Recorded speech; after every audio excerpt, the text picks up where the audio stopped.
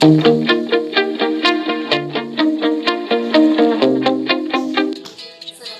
warahmatullahi wabarakatuh. Nama saya Rina Rahmi, dari 171010106. Pada pertemuan kali ini, kita akan membahas tentang pertumbuhan dan perkembangan.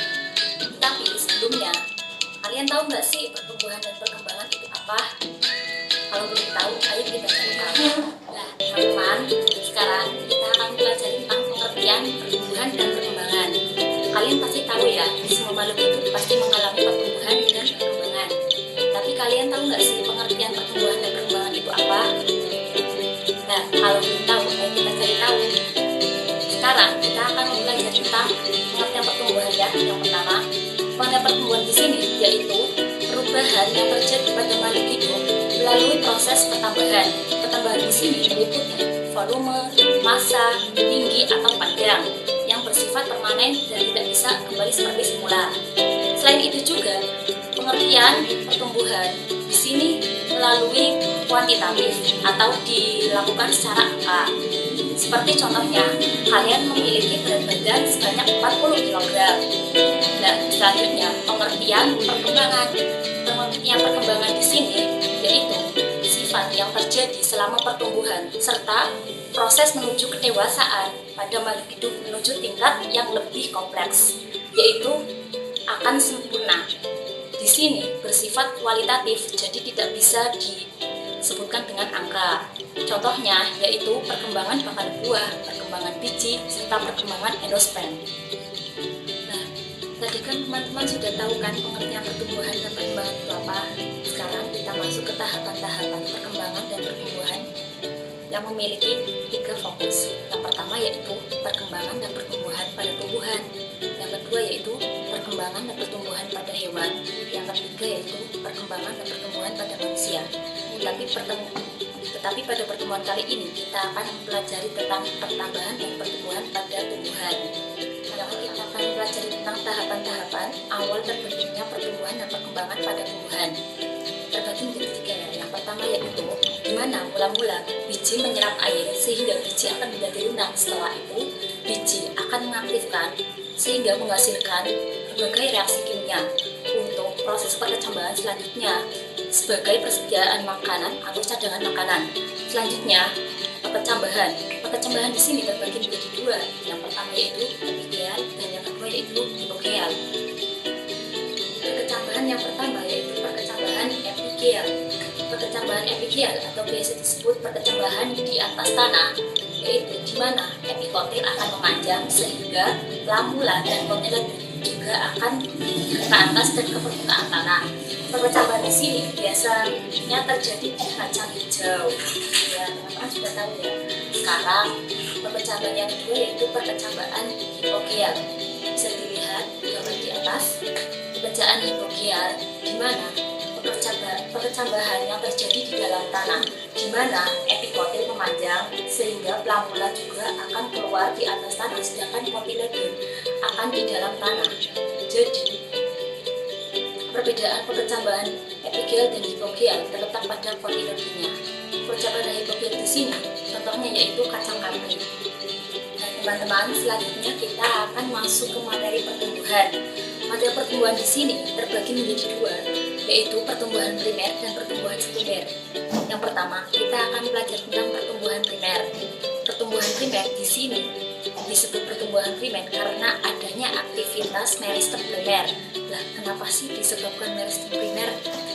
Disebut meristem primer di sini karena adanya kegiatan titik tumbuh primer yang terdapat di ujung akar dan ujung batang, sehingga disebut meristem primer.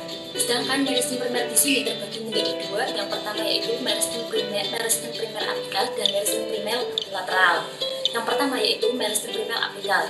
Meristem primer apikal di sini berfungsi untuk pertumbuhan ujung batang dan ujung akar. Selanjutnya yaitu meristem lateral. Tahu nggak sih meristem lateral itu apa? Meristem lateral atau jaringan meristem lateral di mana dapat membentuk pertumbuhan sekunder. Contohnya yaitu sering terdapat pada kambium. Nah, jaringan ini dapat menumbuhkan pertumbuhan lateral dan serta bagian tumbuhan. Contohnya yaitu pada tumbuhan dikotil serta gimnospermae. Pertumbuhan yang kedua yaitu pertumbuhan sekunder. Pertumbuhan sekunder di sini biasanya terjadi di kotyledon dan juga gimnospermae. Nah, di pertumbuhan sekunder di sini terbagi menjadi 3. Yang pertama yaitu kambium gabus, yang kedua yaitu kambium vaskuler, dan juga yang ketiga kambium intravaskuler. Yang pertama yaitu kambium gabus atau biasa disebut volagen. Nah, volagen di sini akan menghasilkan jaringan gabus, yaitu berfungsi untuk sebagai pelindung. Pelindung di sini menggantikan fungsi epidermis yang telah mati dan juga terkelupas, sehingga bagian dari jaringan sekunder akan disebut perikum. Selanjutnya yaitu kambium fasis atau vasikuler. Disebut vasikuler di sini karena akan membentuk silem sekunder dan juga flum sekunder. Silem sekunder yang terdapat di dalam dan juga flum sekunder yang terdapat di luar, sehingga menghasilkan sel-sel hidup yang berderet-deret dan juga berbentuk arah jari. Selanjutnya yang ketiga yaitu kambium intervasikuler. Disebut kambium intervasikuler di sini di mana kambium akan membentuk jari-jari epulur. Selanjutnya, kita akan mempelajari tentang faktor-faktor yang mempengaruhi pertumbuhan dan perkembangan pada tumbuhan. Yang mempengaruhi pertumbuhan dan perkembangan pertumbuhan di sini, teman-teman ada yang tahu nggak yang mempengaruhi itu apa saja? Kalau belum tahu, ayo kita cari tahu. Nah, yang mempengaruhi pertumbuhan dan perkembangan pada tumbuhan di sini terbagi menjadi 2. Yang pertama yaitu internal, yang kedua yaitu eksternal. Yang internal di sini termasuk yang pertama yaitu faktor genetika. Faktor genetika di sini menyakup gen. Yang kedua yaitu fisiologis. Fisiologis di sini menyakup hormon dan juga vitamin. Faktor pertumbuhan dan perkembangan yang pertama yaitu faktor genetika. Faktor genetika atau disebut faktor gen keturunan di sini akan menunjukkan sifat-sifat tertentu yang terjadi pada tumbuhan, seperti tumbuhan yang berbatang pendek atau tumbuhan yang berbatang tinggi, dan juga tumbuhan-tumbuhan tersebut mengandung gen yang baik dan juga didukung lingkungan yang kuat atau sesuai dengan pertumbuhan yang baik pula. Selanjutnya yaitu hormon. Hormon di sini terdapat 7 hormon, tapi kita cari saja.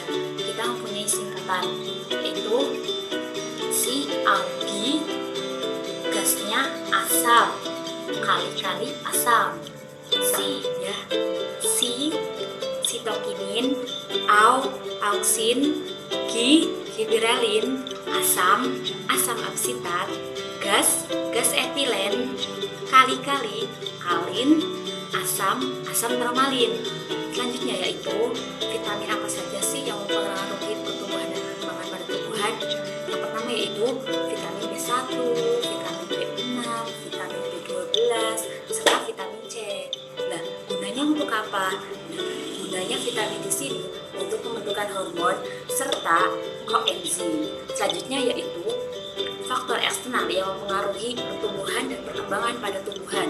Faktor eksternal di sini meliputi suhu, pH, cahaya, air, oksigen, dan juga nutrisi. Sekarang teman-teman sudah tahu ya tentang pengertian pertumbuhan dan perkembangan serta tahapan-tahapannya dan juga pengaruhnya. Nah, sekarang kita sudah selesai materinya, dilanjut materi yang akan datang. Tapi sebelumnya kita tutup pertemuan kali ini dengan bacaan Alhamdulillah. Nah, sekian dari saya. Wassalamualaikum warahmatullahi wabarakatuh.